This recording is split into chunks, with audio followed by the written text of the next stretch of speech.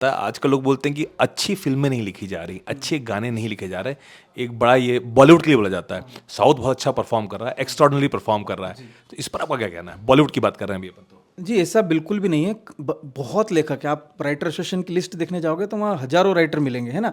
और ऐसा नहीं है कि अच्छे राइटर नहीं है या वो है।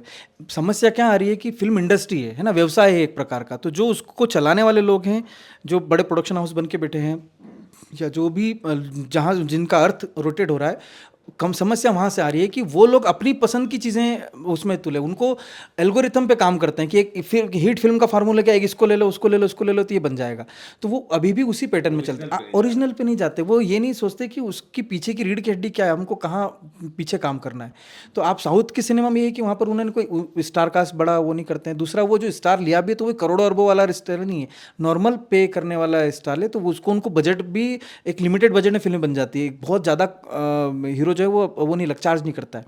और उसके बाद वो कहानियाँ ऐसी बिल्कुल रूटेड लेते हैं जो आम होती है, ज़मीनी रहती है। तो इसलिए वो हमको सबको पसंद करती है। आप सोचो कि कहाँ मलयालम, कन्नड़, तेलुगु, तमिल फिल्में जो हम ओटीटी पे वो देख रहे हैं, वो ओटीटी छोड़ो, थिएटर में अभी कांतारा क्या वो कन्नड़ मूवी है, पर वो कन्नड़ मूवी भी थिएटर भर रही है ना। तो कहने का मतलब है कि आप राइटर्स कमी नहीं है, राइटर बहुत अच्छा लिखते हैं, लेकिन सामने वाला खरीदने वाला भी तो होना ना। वो अगर वो उसी वही एक फ़िल्टर लगा दे कि नहीं मुझे ऐसा ये नहीं चाहिए, तो फिर कैसे काम चलेगा?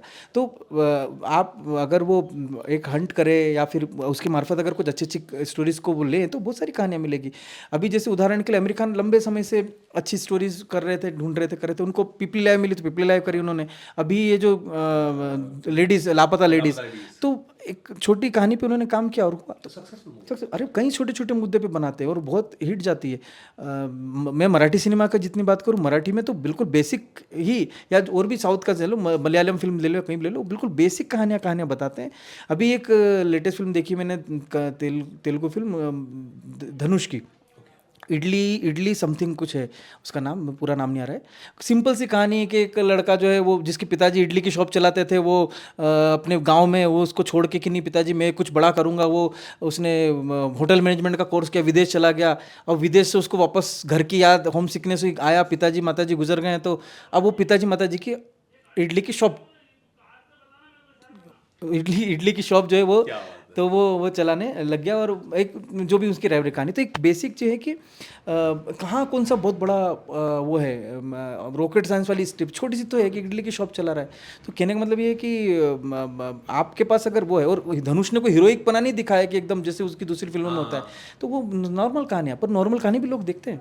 तो मैं ये कह रहा हूँ कि ये इच्छा शक्ति उनके पास होनी चाहिए जो जो इस बिजनेस को रन कर रहे हैं। आपने लिरिक्स की बात कही, मैं आपको एक्सप्लेन कर दूं कि आप देखिए, एक दौर था जब लोग सीडीज खरीदते थे, कैसेट्स खरीदते थे, गाने हर जगह बजते थे। इसके लिए दो दो दो चीज़ें, यहाँ पर भी बिजनेस ही वर्क कर रहा है। अब लोग क्या करते हैं कि ना तो कैसेट खरीदते हैं ना सीडी खरीदते हैं, और जब से इंटरनेट का ज़माना है फ्री में ही गाने सुनना पसंद करते हैं। तो वो जो रेवेन्यू जनरेशन होता था एक इंडस्ट्री का, वो बंद हो गया गानों की वजह से। तो अब वो गाने का पैसा निकाले तो निकाले कैसे? जो एक जन अब क्या माध्यम हो गया, आप यूट्यूब पे लॉन्च कर दो, इस पे लॉन्च कर दो, उससे कितना कमाएगा इंसान? तो एक वहाँ एक खालीपन आया। और दूसरा ये कि अब उसकी वजह से जो रिमेक्स कर करके चला रहे हैं, या जो उनका जितने सस्ते सस्ते में काम हो जाए, तो अभी एक रिफॉर्म या बोलना चाहिए एक इंडस्ट्री में आएगा। ऐसा नहीं कि अच्छे बजाने वाले, गाने वाले, कंपोज करने वाले नहीं, लेकिन उनका वो इंडिपेंडेंट्स कितने निकालेंगे, इंडिपेंडेंट सॉन्ग्स कितने रिलीज करेंगे यूट्यूब पे, खर्चा बहुत है। तो फिर वो शोज़ करे रहे हैं, अब अपना शोज़ करते रहते हैं इधर, बड़े उसमें जाके कहीं इवेंट करते रहते हैं, अब इसी पे पड़े। लेकिन जैसा एक 80s के टाइम पे दौर आया था, बिल्कुल संगीत म्यूजिक एकदम नहीं, एक तो बहुत वो था, एक बीच में पूरा डाउनफॉल आया था 90s के जस्ट पहले वाला, जिसमें एकदम वाहियात गाने बन रहे थे। तो वो वाले दौर में पंचमदा जैसे को भी काम नहीं मिल रहा था। तो एक मुझे एक वाकया याद है कि ये अपने विधु विनोद चोपड़ा जी गए, जब उनको 1982 लव स्टोरी बनानी थी, तो वो गए और उन्होंने बोला कि इसका संगीत आप करिए। तो उनको उस 8-9 साल से 10 साल से काम नहीं कर रहे थे, खाली बैठे थे। पंचमदा जैसा इंसान जिसने सुपर डुपर हिट गाने थे, वो संगीतकार खाली बैठा था, वेला, कोई काम नहीं उनके पास, कोई आता ही नहीं था काम कराने। वो फ्रस्ट्रेशन में जा रहे थे कि यार जीवन का ये आखिरी समय मेरा ऐसे ही जाएगा। उस समय जब उनके पास गए, तो उन्होंने बोला कि मुझसे बनवाना चाहते हो पक्का मुझसे? तो बोला हाँ हाँ, आप बनाइए, कंपोज कीजिए। तो उन्होंने कंपोज करके क्या लाया, जो उस समय समसामयिक चल रहा था। तो उन्होंने क्या धुन बनाई कि कुछ ना कहो, कुछ भी ना कहो, है ना, वैसा धुन है। वो कुछ ना कहो, उसकी कंपोजिशन पहले वो ये ऐसे करे थे ना, हाँ, कुछ ना कहो, कुछ भी ना कहो, ऐसा कुछ करके उन्होंने ऐसा डिस्को बीट के साथ बनाया। तो विभूति चोपड़े बोले क्या है यार, पंचम दा, मुझे वो पंचम दा चाहिए, एच डी दा का बेटा वो वाला पंचम दा चाहिए मुझे, वो ये नहीं चाहिए, ये तो मैं किससे भी करवा लूंगा। फिर उन्होंने बोला अच्छा तो मान लो आप जो एक्सपेरिमेंट करना चाहते करो, मुझे पुराना आर डी बर्मन चाहिए। तो फिर जो उन्होंने जो कंपोजिशन मारी, एक भी उसमें वेस्टर्न वो नहीं, सब उसमें एकदम इंडियन कंपोजिशन के साथ में फिर वो बनी, फिर वो कि कुछ ना कहो, और एक से एक 1980 लव स्टोरी के तो एक सुपर गाने गए। तो वो फिर दौर चला, रहमान आए, सब आया उस वाला, तो पर उसके पहले का जो समय था ना वो एकदम उसको गंदा वाला डाउनफॉल, तो वैसे ही अभी है कि हमको लगता है एक आध सिंगर हैं जो पूरा थामे बैठे हैं, उदाहरण के लिए अरिजीत सिंह जैसे, जिसकी वजह से सोनू निगम, फिर के बाद अरिजीत, ये ऐसे हैं जो एक होल्ड करके बैठे ना। अगर अरिजीत सिंह को इंडस्ट्री से अगर अपन उसको माइनस कर दे कि नहीं है, तो फिर है ही नहीं पूरी इंडस्ट्री में, गाने ही खत्म है, अच्छे गाने सुनने को ही नहीं उसके बाद। तो ये एक है डाउनफॉल टाइप का, लेकिन मुझे लगता है कि भविष्य अच्छा है।